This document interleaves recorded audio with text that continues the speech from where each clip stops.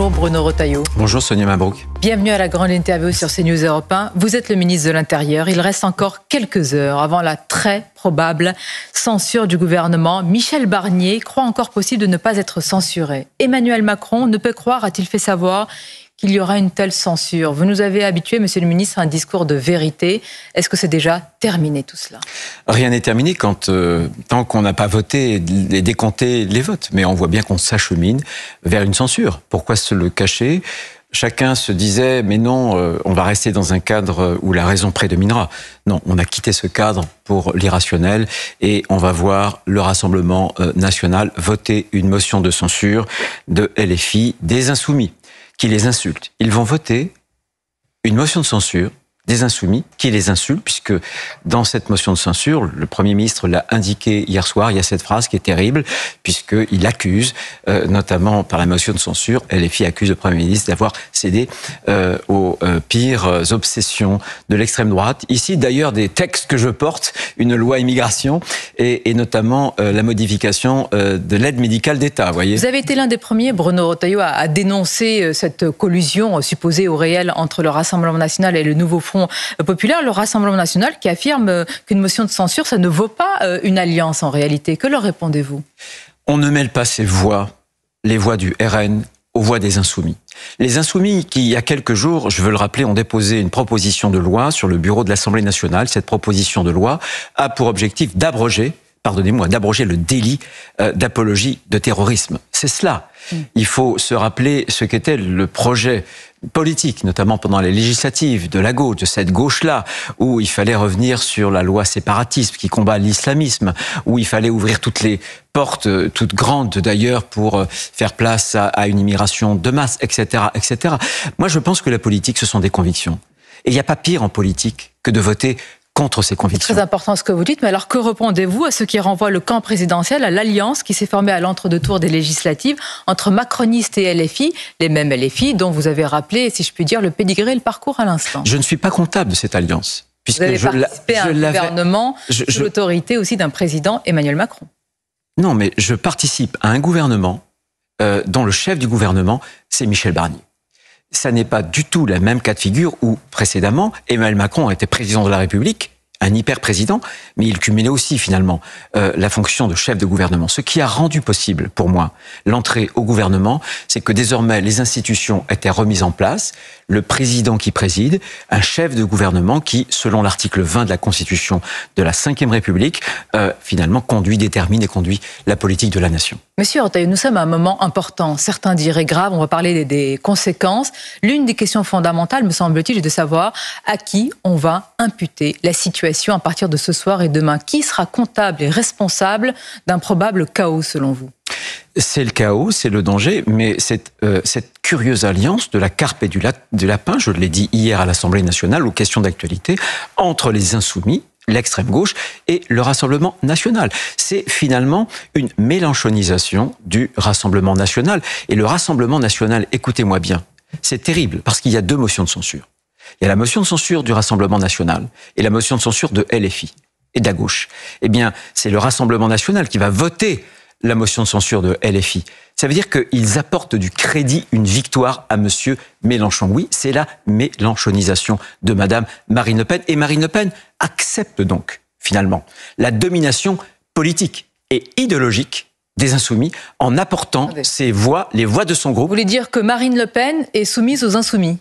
Bien sûr, il y a deux motions, encore une fois. Celle qui est rédigée par le Rassemblement national et l'autre qui est rédigée par les Insoumis. Par monsieur, sous la dictée de monsieur Mélenchon. Et madame Le Pen apporte son crédit à la motion de censure. C'est pas LFI qui va voter la motion de censure déposée par Marine Le Pen, par le Rassemblement national. C'est l'inverse. C'est donc bien une victoire qu'elle va donner ce soir. Et j'invite les électeurs du Rassemblement national et les Français, si cette motion de censure est votée, ils écouteront les commentaires de madame Panot et des autres ce soir. Et ils verront, ils vont plastronner, ils vont crier leur victoire. Cette victoire aura été possible par ce fait que Marine Le Pen et son groupe auront mêlé leur voix à celle des Insoumis qui veulent le chaos. C'est un principe politique pour eux. Qui a permis cette situation? Qui est à l'origine d'une telle situation? Qui est, selon certains, l'artisan du chaos, l'ingénieur de cette... L'ingénieur du chaos, ce sont d'abord les insoumis. Ils ont théorisé... Certains pointent Emmanuel Macron et l'erreur originelle de la dissolution. Alors, c'est pas moi qui vais justifier, c'est pas mon rôle d'ailleurs, cette dissolution, cette inexplicable dissolution. Mais on sait parfaitement qu'ils ont un but, les insoumis. Par la désobéissance civile, par exemple, c'est-à-dire le non-respect de la loi, par la brutalisation du débat politique. Et vous estimez que Marine Le Pen est dans cette logique aujourd'hui, elle qui, pendant des mois, voire des années, a mis en place, théorisé une stratégie de la respectabilité? Exactement. On passe de la respectabilisation à la mélenchonisation. C'est un moment que je déplore. Je pense que c'est une faute politique. La pire des fautes politiques, j'y reviens, c'est quand on n'est pas sincère. Je veux dire que pourquoi est-ce que les Français sont dégoûtés? Pourquoi est-ce que la politique désespère les Français? C'est parce qu'ils sentent que quelque chose sonne faux. Eh bien, quand un vote, on apporte son vote à d'autres convictions que celles que l'on porte, alors on participe à la dévalorisation, à la dévaluation de la parole et des actes politiques. Rappelons quand même ce qui est à l'origine de tout cela, c'est le budget, Bruno Retailleau. Est-ce que si, comme on l'entend beaucoup à droite, et peut-être que vous le pensez vous-même, si Michel Barnier avait vraiment adopté une posture churchillienne, voire même thatchérienne, avec une véritable politique de réduction des dépenses publiques, avec une réduction des agences doublons, est-ce que peut-être le socle commun ou la majorité présidentielle, et ce qu'il en reste, l'aurait suivi et salué pour son courage? Nous n'en serions pas là aujourd'hui.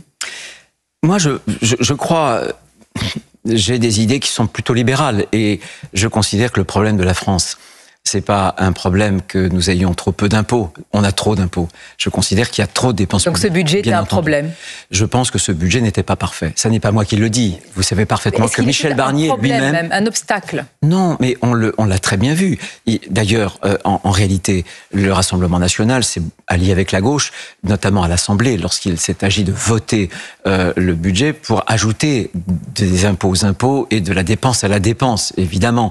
Par exemple, vouloir voter l'abrogation des retraites, c'est 20 milliards de dépenses supplémentaires.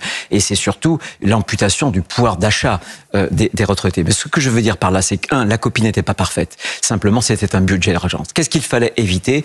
Le Premier ministre, à juste raison, s'est expliqué. Il y avait 15 jours pour le faire. Il avait 15 jours pour éviter à la France une grave crise financière. Et maintenant, nous sommes déjà dans l'après. Vous-même, vous avez tiré la sonnette d'alarme, Bruno Retailleau, sur une crise financière. On a entendu les mots de chaos, de chienlit. Et voilà que hier, Emmanuel Macron, depuis Riyad en déplacement, affirme qu'il ne faut pas faire peur aux Français et parler de crise financière. Est-ce qu'il ne vient pas ruiner tout votre argumentaire? Écoutez, moi, je ne veux pas sonder les reins et les cœurs. Simplement, c'est l'importance du président. Je pense qu'il voit parfaitement, parce qu'il est lucide, le problème arrivé. Mais que le rôle du président de la République en France, c'est d'être un stabilisateur des institutions. L'est-il encore ? Il apporte cette parole qui vise à stabiliser, à conjurer finalement l'apport. Mais je vous le dis, le risque, le danger d'une censure, c'est qu'on dévisse et que les marchés financiers, tout simplement parce qu'on a une dette astronomique, et je veux le rappeler à nos auditeurs, c'est que la majorité de la dette française, elle est détenue, non pas par des Français, mais par des fonds de pension américains, par des fonds de pension japonais, etc. La majorité de cette dette ne dépend pas de nous. Vous êtes en train de dire que nous avons perdu notre souveraineté, que ça va s'aggraver. Bien sûr, bien sûr. C'est quand même un constat grave. Bien sûr, parce que les marchés financiers vont prendre peur. Les marchés financiers vont prendre peur. Vous savez, depuis le début de l'année déjà, la valeur de nos grandes entreprises, du CAC 40, c'est comme ça qu'on mesure, a diminué de 4%. Les Allemands, c'est plus 20%. Les Espagnols, c'est plus 18%. Les Américains, c'est plus 30%. Et nous, c'est moins 4%. On voit cet appauvrissement. Si jamais les marchés prennent peur, qu'est-ce qui se passera? Il y aura une augmentation des taux. On l'a vu la semaine dernière. Les Français, souvent, quand je disais moi-même qu'on risquait une crise à la grecque, mais dès la semaine dernière, la dette française coûtait plus en termes de taux d'intérêt que coûtait la dette grecque. C'est-à-dire que le crédit de l'économie grecque était supérieur au nôtre, pour ce qui concerne la dette. Donc, il y a vraiment un danger. Et ceux qui vont vanter la censure ce soir, en réalité, sont en train de jouer le destin de la France et des Français à la roulette russe. Je devrais même dire à la roulette belge, puisque la roulette belge, c'est quand il y a dans chaque creux du barillet une balle. Et on voit la situation. Mais pourquoi, selon vous, Bruno Retailleau, certainement une partie des Français qui nous écoutent, auditeurs et téléspectateurs, ce matin sur CNews Europe 1, sont inquiets de cette situation, et une autre ne croit pas au chaos, affirmant, ou en tout cas constatant que le chaos budgétaire, c'est déjà le cas, le dérapage des déficits, c'est déjà le cas. La perte de souveraineté, c'est déjà le cas. Les mauvais chiffres sur tous les tableaux, c'est déjà le cas. Que répondez-vous à ces Français qui disent, compte tenu de la situation, ça ne pourrait pas être aussi grave? Si, ça peut être pire. Si, ça peut être bien pire. On l'a vu en Grèce, on l'a vu en Espagne. Quand vous avez des marchés financiers qui se vengent, c'est-à-dire que vous avez une dette, donc il faut emprunter. Je rappelle qu'on va emprunter 300 milliards l'an prochain, 300 milliards pour payer justement une partie de cette dette et les dépenses de l'État. C'est énorme. Je veux redire qu'en 2027, la totalité de l'impôt sur le revenu des Français ne servira uniquement qu'à d'éponger les intérêts de la dette. Eh bien, si les taux d'intérêt augmentent, comme ça a été le cas en Espagne, comme c'était le cas en Grèce, qu'est-ce qui se passe? Bien, vous avez un problème de pouvoir d'achat. C'est-à-dire que c'est les pensions, c'est les salaires, c'est le pouvoir d'achat qui trinque. C'est donc Quelle situation paradoxale où Marine Le Pen affirme être le bouclier, le défenseur justement de ce pouvoir d'achat des Français. Vous-même, vous nous dites que si elle précipite la France ce soir, eh bien, ce serait être le fossoyeur, si je puis dire, elle la de ce même fragilise. pouvoir d'achat. Je vais vous donner des choses très concrètes pour ce qui concerne le ministère de l'Intérieur. Moi, s'il n'y a pas de budget, il me manque plus de 220 millions pour payer les policiers. Il me manque de l'argent pour faire les nouvelles casernes et, si vous avez le budget et les brigades. Mais non, justement, précisément. Avec le budget de 2024, il me manque, moi, globalement, 751 millions d'euros pour déployer des brigades de gendarmerie dans le territoire, pour payer des policiers, pour faire des nouveaux commissariats, pour mener la politique, notamment migratoire, que je souhaite mener. 751 millions d'euros. Donc, qu'on ne dise, quand j'entends donc les uns ou les autres disent, mais c'est pas grave, ce sera le budget de 2024. Mais le budget de 2024, ça veut dire pas d'économie. Il fallait faire 60 millions d'euros d'économie. On ne les ferait pas. C'est pour ça que les marchés vont s'affoler. Je ne le souhaite pas. Qu'on m'entende bien, moi je ne le souhaite pas. Simplement, je préviens. Je suis un homme politique et je pense qu'un homme politique doit prévenir et surtout anticiper. Justement, puisque vous êtes déjà dans l'après, si je puis dire, on va parler de votre action qui va être entravée avec la censure votée. Mais tout d'abord, il y a une phrase qui est passée inaperçue hier de Michel Barnier. Il a bien sûr évoqué la situation des marchés financiers, ce que l'on risque, mais il a aussi évoqué, le Premier ministre, l'état de tension dans le pays. A-t-il dit, avec de multiples colères, dont celle des agriculteurs et plus largement un pays sous tension. Vous êtes ministre de l'Intérieur. Vous avez sous vos yeux tout le tableau de bord, si je puis dire, de l'état et de l'état de nerfs de la France. Si le gouvernement chute, est-ce que vous êtes inquiet? Est-ce que vous êtes inquiet parfois de bouffées de violence? Nous avons des grèves qui arrivent. Est-ce que vous êtes inquiet d'une situation aussi qui peut devenir incontrôlable? Je pense que dans les mécanismes de crise, il y a toujours une étincelle. C'est le principe de la poudre. Il faut une petite étincelle. On pense que ça n'est qu'une étincelle, que ça va pas aller très loin. Mais c'est comme ça qu'il peut y avoir des réactions en chaîne. Moi, ce que je crains, et c'est ailleurs, je l'ai bien vu hier à l'Assemblée nationale, qu'est-ce que veulent les Insoumis? Ils veulent d'abord créer une situation, une sorte de chaos économique. Et ensuite contraindre le président de la République à démissionner. Ils veulent enchaîner les crises, voyez. Et c'est ça qui est très très dangereux. Il y a une dynamique révolutionnaire. C'est pour ça que ça m'étonne. Alors, de la part des Insoumis, ils le disent, ils l'acceptent, ils l'assument. C'est d'autant plus curieux. Ils le théorisent pour certains. Ils le théorisent, évidemment. Alors, qu'est-ce qui vous étonne ? Par exemple, avec la philosophe belge, Madame Chantal Mouffe. Bon, cette brutalisation, cette violence dans le débat politique, ils l'ont théorisé. Ce qui est incroyable, c'est que désormais, ils trouvent des alliés sur les bancs de la droite dans l'hémicycle. Donc Marine Le Pen cherche derrière la censure la démission d'Emmanuel Macron. Il y a d'autres agendas. Ça n'est pas rationnel, bien sûr, bien sûr. Mais vous excluez totalement l'hypothèse. Mais c'est une censure pour rien. C'est ça qui est terrible. Un coup d'épée dans l'eau ? C'est une censure pour rien. Pourquoi ? Parce qu'il n'y a pas de débouché politique. Parce que demain, il y a censure, il y aura un nouveau gouvernement. Vous en êtes sûr ? Ça fragilisera. Bruno, est-ce que vous excluez vraiment définitivement l'hypothèse d'une présidentielle anticipée ? Je pose la question politiquement et techniquement, parce que je le dis, ce sera les femmes et les hommes du ministère de l'Intérieur qui auront à organiser finalement cette élection anticipée. Comme nous avons eu à organiser dans des délais très très courts après la dissolution les élections législatives. Ce que je veux dire, quand je dis c'est une censure pour rien, deux choses. D'abord, il ne peut pas y avoir de débouché en matière de législative, parce que l'Assemblée ne peut être dissoute qu'un an après qu'elle ait été dissoute une première fois, c'est-à-dire à l'été prochain. Donc il n'y aura pas d'élection législative. Il n'y aura pas non plus d'élection présidentielle. Le président, encore une fois, est élu pour 5 ans. Il a été élu démocratiquement, légitimement. Et moi qui tiens à l'État, vous savez... Moi, je me suis engagé en politique pour un certain nombre de... Vous affirmez ce matin, Bruno Retailleau, qu'Emmanuel Macron n'est pas le problème, pour poser la question directement. Vous pouvez le dire, Emmanuel Macron n'est pas le problème aujourd'hui. Mais dans cette censure, on voit bien que l'objectif de ceux qui vont... Vous avez compris ma question. Bien sûr, bien sûr. Moi, je tiens à l'État. Je vais vous dire pourquoi. Je voudrais parler à ceux qui croient à la France. Je voudrais leur rappeler qu'en France, c'est différent de l'Allemagne, de l'Espagne. C'est l'État qui a fait la nation. L'État précède la nation. Moi, j'ai ce métier que j'exerce aujourd'hui, cette responsabilité. Le régalien, c'est le cœur de l'État. Et je vois bien qu'il y a une instrumentalisation. On veut déstabiliser le président de la République, déstabiliser les institutions et déstabiliser l'État. Moi, je suis garant de la stabilité aussi de l'État. Ça vient de certaines voix de la droite. Je pense à un Chiracien comme Jean-François Copé. Oui, mais bien sûr. Je pense à un centriste comme M. Hervé Morin. Bien sûr, qui sont des amis, bien sûr. Mais je leur dis attention, parce que c'est un processus que j'estime révolutionnaire. Et vous avez raison. La France est sous tension. Il y a un état de colère. Faisons très très attention de ne pas déclencher un chaos qui ne serait pas seulement un chaos économique, mais qui serait un chaos politique qui menacerait jusqu'à la concorde civile. Jusqu'à la concorde civile. Jusqu'à la concorde civile, puisque quand il y a un certain nombre de manifestations qui peuvent déboucher sur des violences, bien sûr, c'est la concorde civile. C'est la raison pour laquelle j'ai toujours indiqué, pour ma part, que la Concorde avait pour préalable l'ordre républicain. Donc je suis garant, moi, de cet ordre républicain au ministère de l'Intérieur. Donc je veux que chacun se mette en face de ses responsabilités. Nos institutions sont importantes. Moi, je suis attaché aux institutions, non pas parce que je suis macroniste. Je ne suis pas converti. Gaulliste. Je suis gaulliste, oui. Mais c'est parce que je suis gaulliste que je suis attaché aux institutions de la Ve République. Les institutions de la Ve République, voilà, la clé de voûte, c'est le président de la République. Bien. Et je ne veux pas que ces institutions soient brutalisées. Je les accepte parce que je suis démocrate et républicain. À l'instant, Jordan Bardella confirme la censure. Il dit que ce serait même un devoir de voter cette censure vis-à-vis de ses électeurs. Il affirme que le Premier ministre et plus largement le gouvernement est totalement déconnecté. Et en réalité, vous appelle à la responsabilité. Aujourd'hui, se perdent dans le désert. La responsabilité, c'est de faire en sorte, comme l'avait fait Michel Barnier, de faire un budget qui permette à la France d'éviter une crise financière. Monsieur Retailleau, parlons-nous en vérité, en franchise. Il reste quelques heures. Le RN vient de fermer la porte. C'est terminé. Mais on le voit bien d'ailleurs. Michel Barnier a fait des concessions, a cherché le compromis jusqu'au bout. Je vous rappelle, pas de taxe sur l'électricité, pas d'augmentation de la taxe, une réforme de l'aide médicale d'État. J'y tenais beaucoup.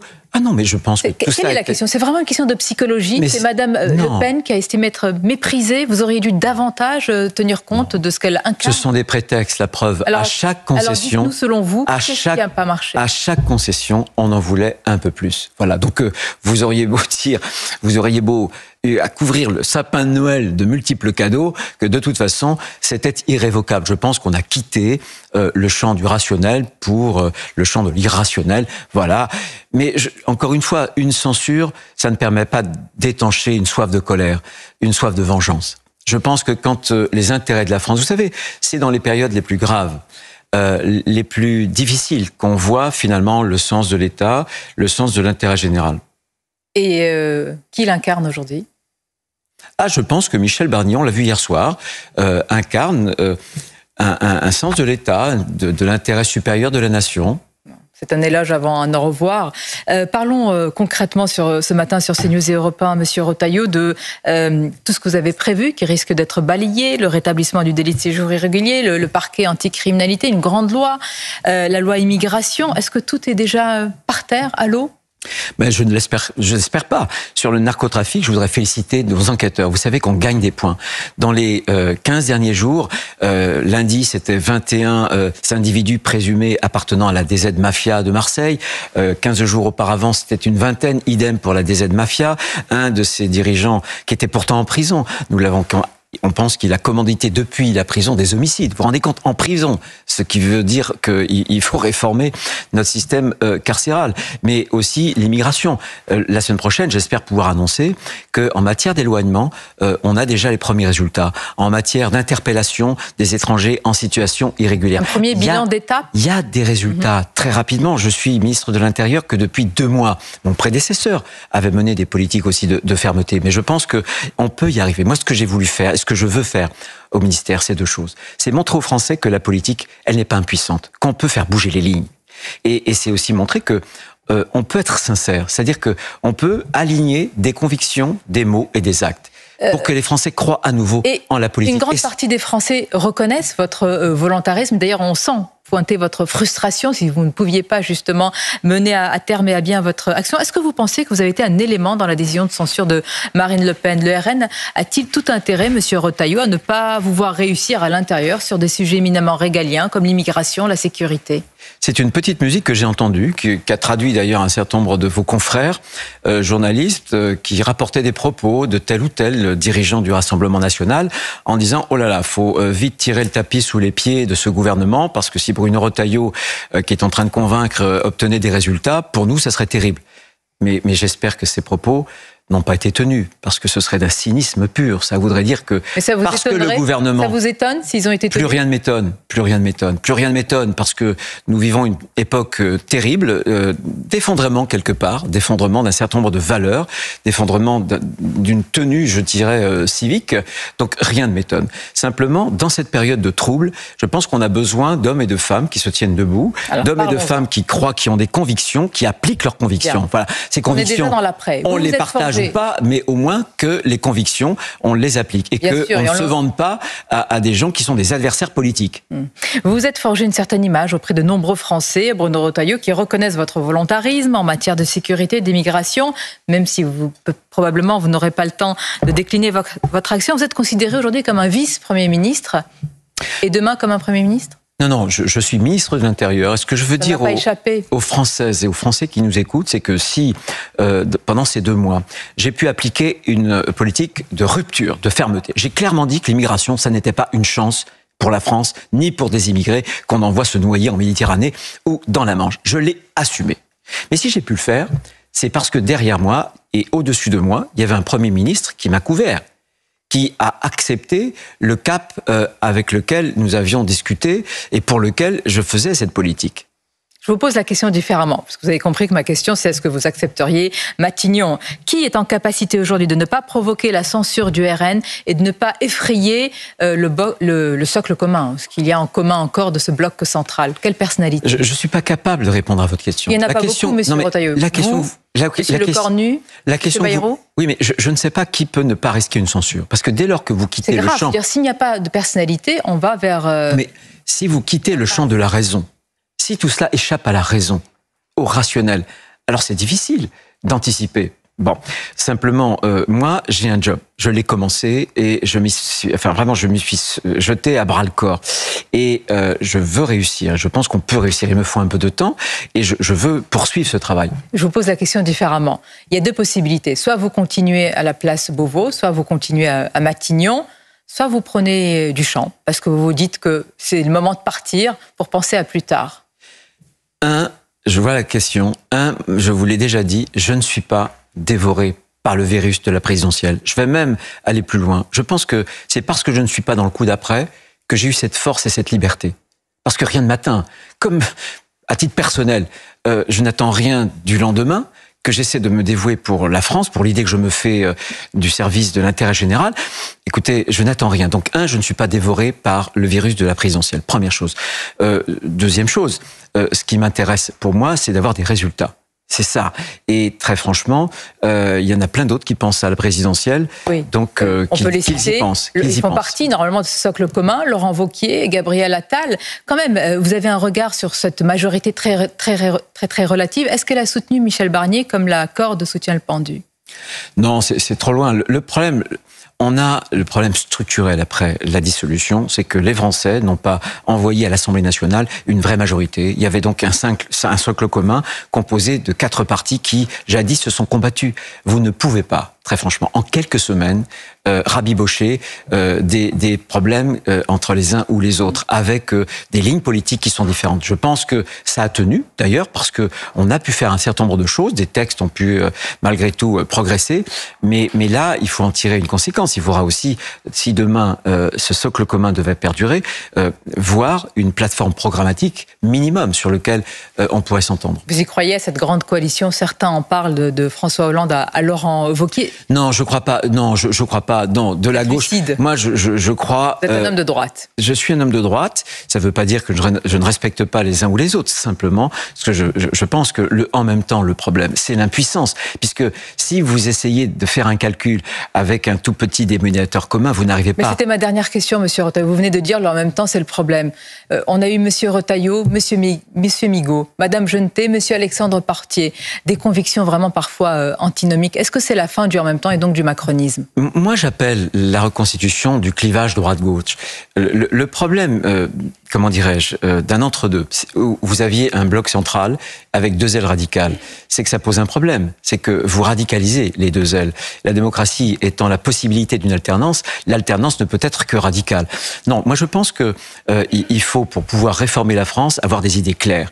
Et donc c'est ou de droite ou de gauche, mais pas l'un et l'autre. C'est pour ça, quand vous me disiez, est-ce que vous croyez à quelque chose qui irait de la gauche jusqu'à la droite, je n'y crois pas. Clair. Pour des raisons arithmétiques, on voit bien l'intérêt, mais pour des raisons de conviction et de politique, je n'y vois pas l'intérêt. Moi, je pense que pour réconcilier, et en quelques semaines, je pense qu'on a vu d'ailleurs ces ferments de réconciliation des Français avec la politique, il faut encore une fois aligner ces convictions profondes avec les paroles et les actes. Merci Bruno Retailleau. Je ne sais pas si je dois dire merci encore au ministre de l'Intérieur, merci au potentiel Premier ministrable, merci au potentiel candidat en 2027, peut-être merci à tous les trois ce matin. Bonne journée à vous. Merci.